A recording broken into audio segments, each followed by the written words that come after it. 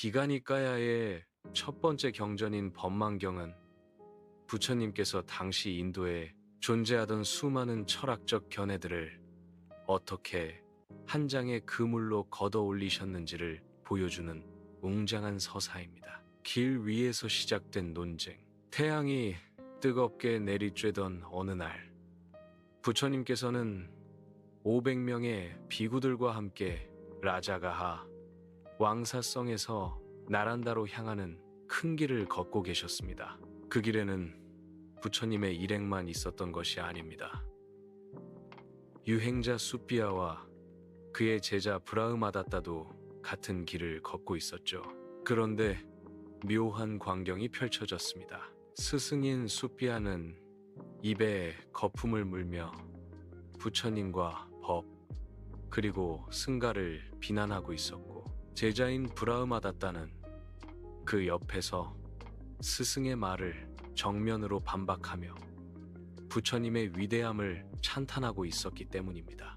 이 기묘한 스승과 제자의 설전은 밤늦게 암발라띠카 동산의 휴게소에 도착할 때까지 계속되었습니다. 칭찬과 비난에 대처하는 법. 다음날 아침, 비구들은 간밤에 본 그 광경을 화제로 삼았습니다.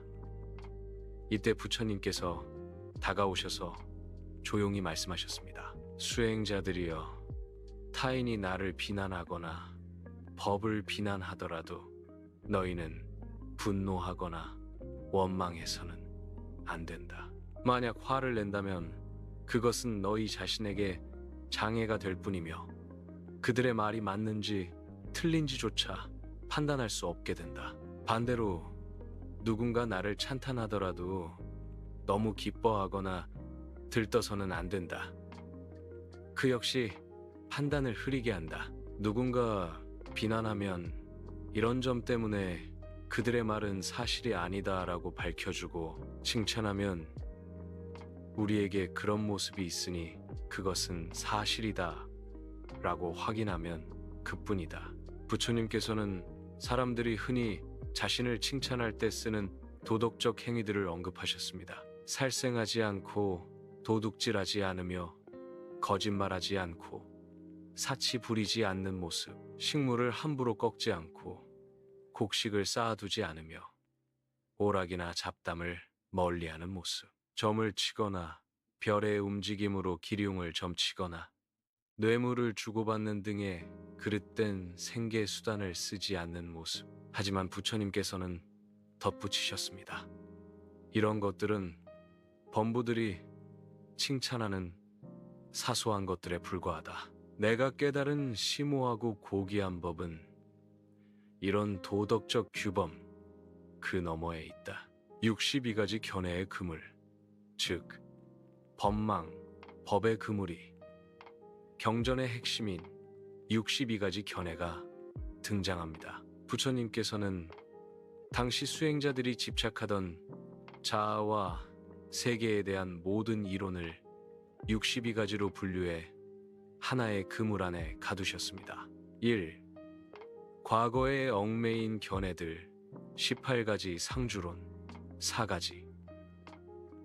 자아와 세상은 영원하다 라고 주장하는 이들입니다. 명상을 통해 과거생을 기억해내고는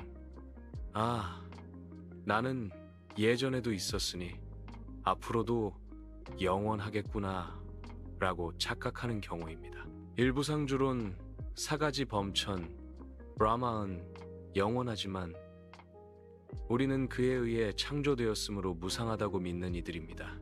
유변무 변론 4가지 세상은 끝이 있다, 혹은 없다, 혹은 위아래로는 끝이 있지만 옆으로는 없다는 식으로 논쟁하는 이들입니다. 불가구론 4가지 질문을 받으면 미꾸라지처럼 요리조리 빠져나가는 이들입니다. 무인론 2가지 자아와 세상은 아무런 원인 없이 우연히 생겨났다고 믿는 이들입니다.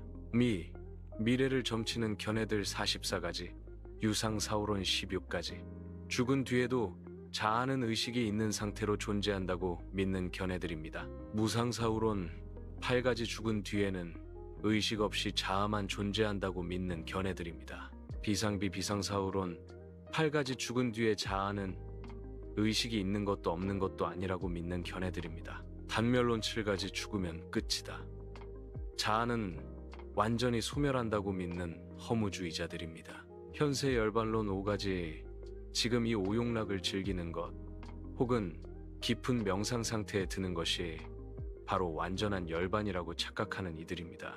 부처님께서는 왜 이 모든 견해가 가래와 접촉의 그물에 불과하다고 설명하셨습니다. 수행자들이여, 이 62가지 견해를 가진 이들은 마치 작은 연못에 촘촘한 그물을 던진 어부와 같다. 연못 속의 물고기들이 아무리 뛰어올라도 결국 그물 안에서 움직이는 것처럼 자아와 세상에 대해 논하는 모든 이론가는 이 62가지 견해라는 그물 안에 갇혀 있다. 부처님의 통찰은 날카로웠습니다.